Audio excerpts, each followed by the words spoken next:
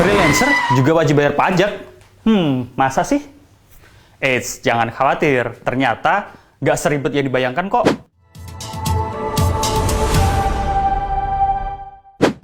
Freelancer atau pekerja lepas adalah pekerja yang tidak memiliki keterikatan perjanjian atau kontrak di perusahaan tertentu. Ya, untuk kamu yang bekerja sebagai freelancer, entah itu konten kreator, penulis, desain grafis, atau lainnya, penghasilan yang kamu terima dari klien, baik itu berupa upah harian, upah mingguan, upah satuan, upah industri, atau upah yang dibayarkan secara bulanan, itu termasuk objek pajak penghasilan. Penghasilan yang menjadi objek PPh tersebut bukan hanya penghasilan yang diterima dari Indonesia saja, melainkan juga penghasilan yang diterima dari luar negeri.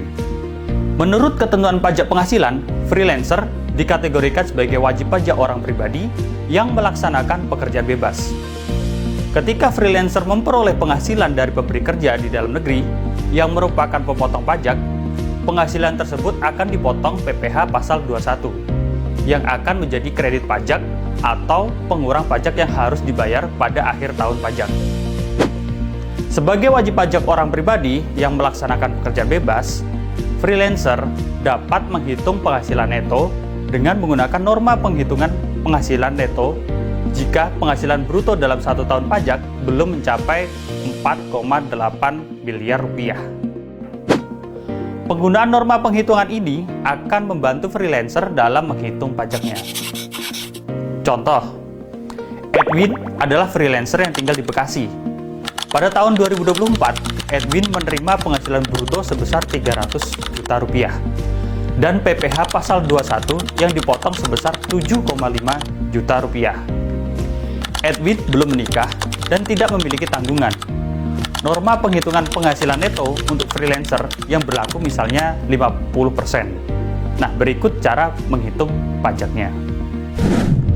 Penghasilan neto Edwin yaitu 50% dikali 300 juta rupiah sama dengan 150 juta rupiah.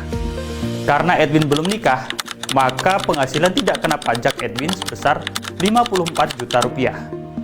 Sehingga penghasilan kena pajak sebesar 96 juta rupiah. Pajak terutang dihitung dengan tarif PPh orang pribadi sesuai pasal 17 ayat 1 huruf A Undang-Undang PPh yaitu 5% kali 60 juta rupiah sama dengan 3 juta rupiah, 15% kali 36 juta rupiah sama dengan 5,4 juta rupiah, sehingga total PPh terutangnya menjadi 8,4 juta rupiah.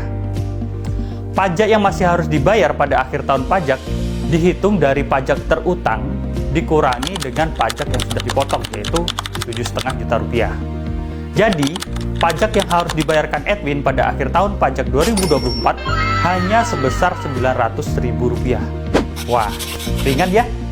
Dan ini bisa dibayar lewat e-billing, terus lapor SPT tahunan online. Nah, gimana? Sudah jelas kan ketentuan perpajakan untuk freelancer?